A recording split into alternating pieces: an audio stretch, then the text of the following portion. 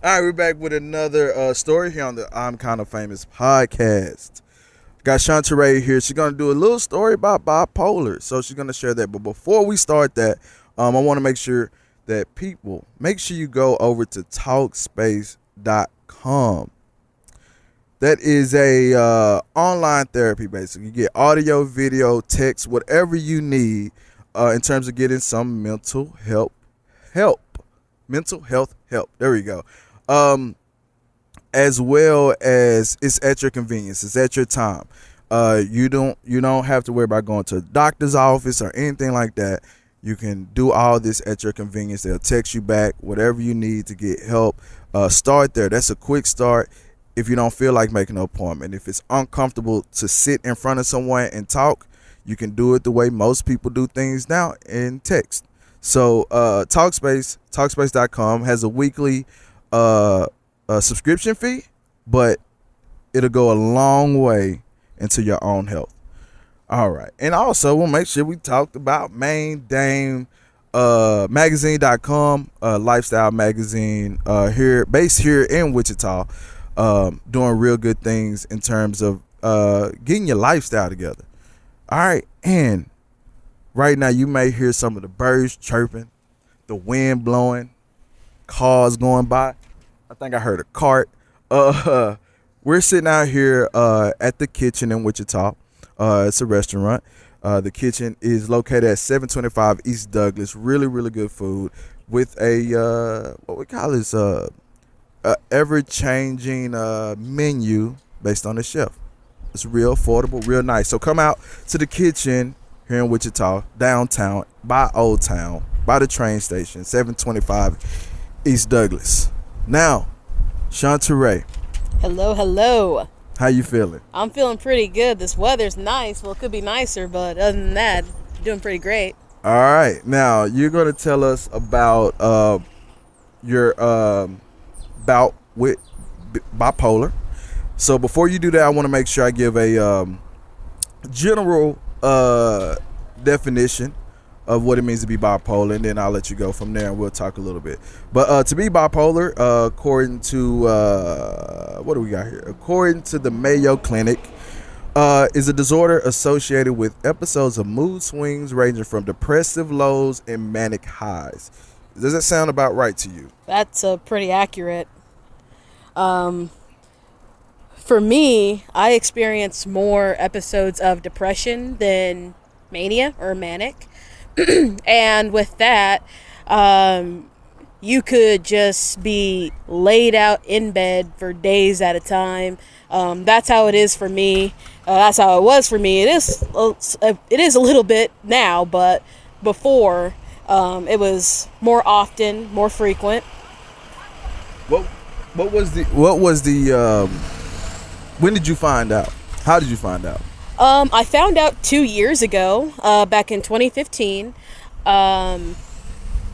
Everything up until the point that I actually found out was pretty normal, you know, average, normal 20s, had a great job, had own place. And then one day it just felt like I just got hit with a ton of bricks and I just couldn't get out of bed. And I was crying constantly. I was avoiding people. And it just felt like I was just in a deep hole that I couldn't get out of. And it got to the point where I became very suicidal. I stopped showing up to work. I had many thoughts of suicide. I honestly did not know what was happening, what was going on. And it was a constant feeling. And it wasn't like, well, I'll go to sleep, wake up tomorrow, it'll go away. It was day in, day out.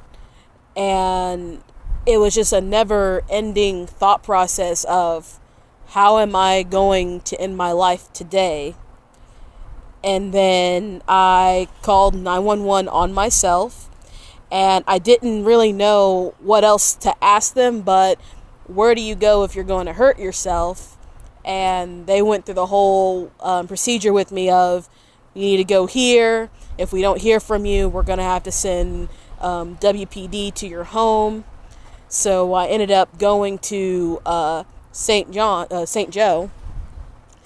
and got evaluated, and I had to spend time in a mental health facility in order to get the help that I needed. And that's when they told me, you have bipolar disorder, bipolar 1 to be specific. And what is that? Bipolar 1 is extreme highs followed by extreme lows, and they can last anywhere from days to weeks to months. Someone can be very manic for a long period of time, and then out of nowhere, they can become very depressed, very angry, very short-fused. And looking back, that's how I was through childhood. And they said that you kind of develop that usually between the ages of like 10 to 13. So even if I had said anything when I was that age, there's really no way of telling, because in that age you're going through a lot of changes, you know, puberty and all this and that. So what made you make that call? Because to go through all those different emotions and then still have enough cognition to go, I need to make sure someone knows. As far up as, you know, calling 911, how did you get there? Well, I ended up calling 911 in the evening, but that morning I had called my grandma, and she could tell that there was something wrong, like most grandmothers do. And, you know, she asked me if I was okay, and I said yes. And, you know, we just had like a nice talk. And then I just kind of realized that I can't do this by myself. Like, something needs to happen before something worse happens that I do to myself. And so that kind of prompted me to do something, to call and seek help, because honestly, if I had waited any longer, I don't have any doubt that I would not be here right now. And so eventually, you said that you went to a mental health facility. What was that experience like, going into intake and that whole deal? Well, the process itself was pretty long.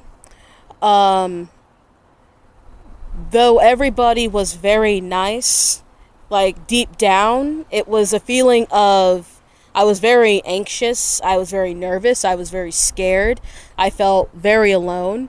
Because when you see places like that depicted on TV, movies, or how people describe them, it's very dark, it's very dim, it's a very sad place to be. The place that I was, it was very bright, and it felt more comforting to know that people actually wanted to help you and not just, you know, pretend that they're listening to your problems and pretend that they get it. Were you nervous? I was very nervous. Like, I didn't know what was going to happen next. I was nervous enough to make the call because I was afraid that they would say, oh, we're just going to send you far, far away, or, you know, you're going to have to be here forever or live here forever. And all in all, the process took a couple hours. From St. Joe, they picked, it was me and there was 3 other people. They picked us up in like this van, and they were going to the same place as me, but I had no connection to them at all. They picked us up in a van. They took our shoes, because if your shoes had laces, you couldn't have them. And I was able to call my family to tell them what was happening, because up until that point, no one had heard from me since the day before, because this shifted over past midnight into the next morning. And I called my mom, and I told her what was happening. My mom was just very upset. She was very confused, you know, like mothers do. She's like, what's happening? Why didn't you say anything, you know? And gave her the breakdown of what was going to happen. And I called my grandparents and told them what's going on. Then I called my aunt and my uncle and told them what's going on. If you can't tell, we're a very close-knit family. So if you tell one, you got to call everybody. So now, how old were you at the time? let's see, 2 years ago, I was 22. Oh, so this is recent. Yeah, this is very recent. Okay. And being 22, you know, you're still in that mindset of, this isn't supposed to be happening to me because of my age. I'm not supposed to be making phone calls about how I want to do self-harm on myself, having to call your family and tell them what's going on with you in that way. You know, you figure you're just out with your friends, working, making money, you know, planning ahead for your future. I never thought it would happen to me specifically, but once it does, it definitely changes your mindset on a lot of things. Do you, is there any vivid memory that you have from being a kid? Now that you know what it is as an adult, being a kid, do you recall any moment that stands out where you could say that was a moment? Well, one thing of bipolar is isolation. When I was a kid, I spent a lot of time by myself, not on purpose, but by choice. And I always felt the need to be just on my own, by myself. I never really spoke to anyone when I was a kid, and that showed during elementary school, and I ended up being in special education because I didn't think that I was socially developed yet. But the thing about that is, I was there, but it felt like anytime I was going to speak to someone, it was pure anxiety. And that's the main thing that sticks out, is just being constantly by myself, wanting to be by myself. But yet I still had the feeling that I wanted to be with other kids, but I had no way of communicating that I wanted to be with other kids. It's almost like being stuck to the ground. You know you want to move, but you can't. Now, then today, if we fast forward today, do you carry any of that same reluctantness? I ain't gonna say that word. Are you more reluctant to be around people the way that you were then, or do you find it easier to be in those groups of people and be involved versus wanting to be alone? It's still very hard today, but I do certain things that would force me to be around people. Like I go on photo walks, and that usually involves large groups of people. And just to put myself in a situation where I would have to communicate with others, I started doing improv, which involves being with people and being in front of groups of people. Something that would ease me into a situation that would force myself to be more social and more talkative, instead of being by yourself, away from the group and isolated, which I still do that sometimes, but now I can tell if I'm doing that, so I know how to correct it. And I think by just forcing myself to be in those socially demanding situations really helps me, in a way of, people aren't bad, they're not scary. You know, bipolar's not tattooed on your forehead, so, you know, it's one of those things that no one knows until you tell them. Right. What advice did they give you at the mental health facility in terms of transitioning back into being around people? Don't make it so hard on yourself to be known. Don't make it so hard on yourself to do certain things that society would deem acceptable. And that just plainly means, to me, don't put yourself in certain situations where you know you can't handle it and you know you're not going to be comfortable. Also, I write in a journal. So anytime I'm feeling anxious, or if I had a bad day, I just write it out. And that normally helps me feel a little bit better, just get everything out on paper. And also, don't be afraid to talk. Talk about how you're feeling, if you're sad, if you're happy, if you're feeling any kind of way, no matter how odd it may seem to someone else. That's what's going to help me in the long run, is if I just talk about it. Because I never wanted to talk about it, and I just kind of built up so much and held it in so much that it just boiled over.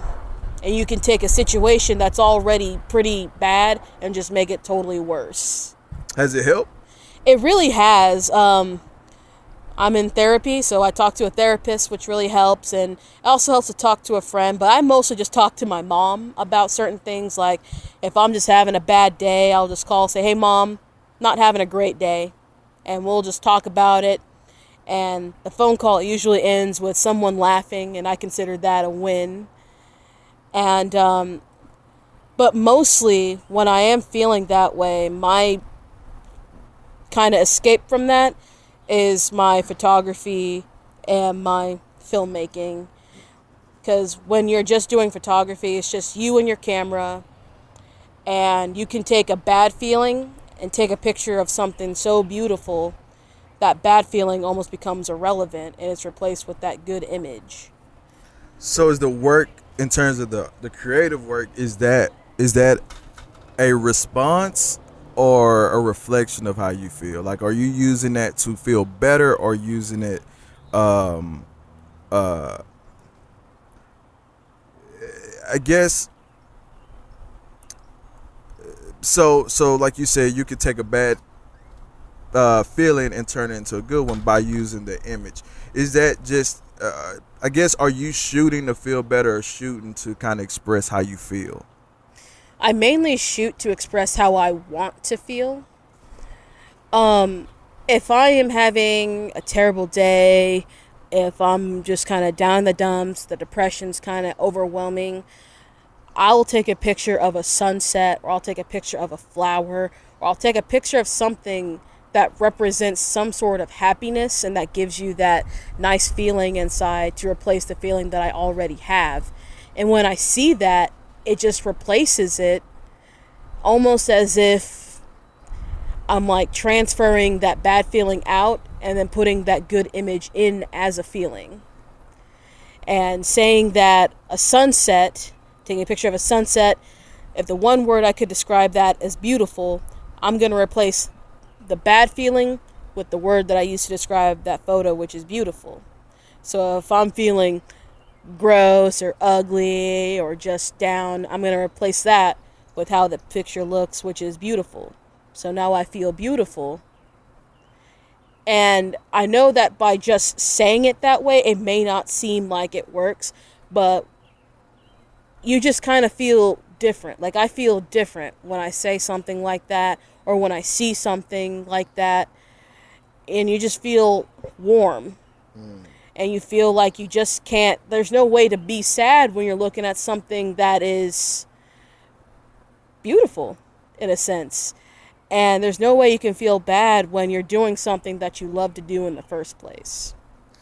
What advice would you give other people who may be suffering from bipolar or any other mental health disorder?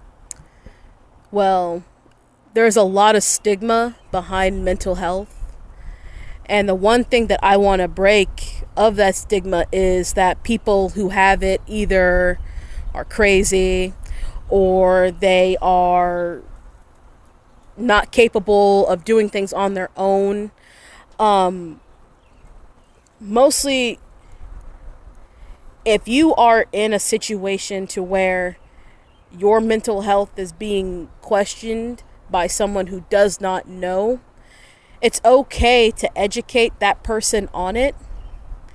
And also know that there are millions of people who are just like you. And also know that talking about it, the only way that we can educate people and that stigma can be lifted is by just talking about it. People are very afraid to talk about it because it makes some people uncomfortable. Well, it's going to make you uncomfortable, but it needs to be said, because there could be some other kid in this same city who is far younger than me who's going through the same thing. They don't know what to do because they're afraid to talk about it, because if they talk about it, depending on their cultural background, it may be considered as bad or weak or weird. And we got to separate those words from mental illness and replace them with, you are this way, but you're still normal. You just need a little assistance. And I'm not afraid to say that I have assistance. I have to take medication. And there's nothing wrong with that. I'm still normal. I'm still who I am. I'm still a functioning adult. But I guess the key advice in my ramblings would be You're all right. Just don't be afraid. Don't be afraid. The bravest thing you can do is admit that you have something. It's just to admit that there is something wrong. That is the bravest thing you can do. And then also to people who think that mental illness may not be a real thing, no one chooses to be sad all the time. No one chooses to have behavior that may reflect mental illness. There are people out there who still think that, oh, you're sad, just shake it off, you'll be fine, or, you'll be okay, just do this or don't do that, that's why you're this way. Who chooses to be that way? Who chooses to be sad constantly? I don't choose that. And if I could just shake it off, I would just shake it off. Well, so far everything, I mean, it sounds like what they've set you up with through the facility, and at least, I mean, it's still relatively new diagnosis for you, right? Yeah. So it's like anything, like exercise, like dieting, like anything else. It's a process. As long as you stay with the process, it should work out. But the process doesn't stop. Yeah, and it's a long road ahead, because the one thing that just makes me a little nervous about it is that bipolar disorder is hereditary. And basically, if I were to have a child, it's kind of split 50-50 if that child would have bipolar later on in their lives. Do you know anyone else in your family? I don't. As far as anyone else is concerned, I'm the first person to talk about it or to come forward about it. But I wouldn't doubt that there would be more people in my family who would have it. But the cultural, and the stigma of it all, people would rather hide in their misery for years than to admit that there's something actually wrong. Well, here's to ending stigma and getting out of that misery. So I want to thank you again for doing this, sharing your story. Since you're a photographer, do video, do you want to share your information? Yeah, you can find me facebook.com/2grizphotos, and then now you got to spell that. 2griz, that's TUGRIS photos, all one word. And then you can find me on Instagram by the same name, TUGRIS photos, and Twitter, very consistent, by the same name. So if you guys ever need anything done, I'm always up for it, and always up for shooting with other people. And Go ahead. I truly believe that someday we can all be accepting of each other and not judge someone based on the chemical balance of themselves. All right. Well, thank you again for sharing. And again, if you need help, as you heard that she has no problem with going to see a therapist, you can get therapy at your convenience with TalkSpace at TalkSpace.com. It's a membership, and it's going to get you the help you need when you need it at your convenience, either if it's video, audio, or text, or online chat. Whichever way it works for you, it's more convenient for how people live life today. And again, we're here at the Kitchen in Old Town, Wichita, 237 East Douglas. All right. That's it. Awesome. All right.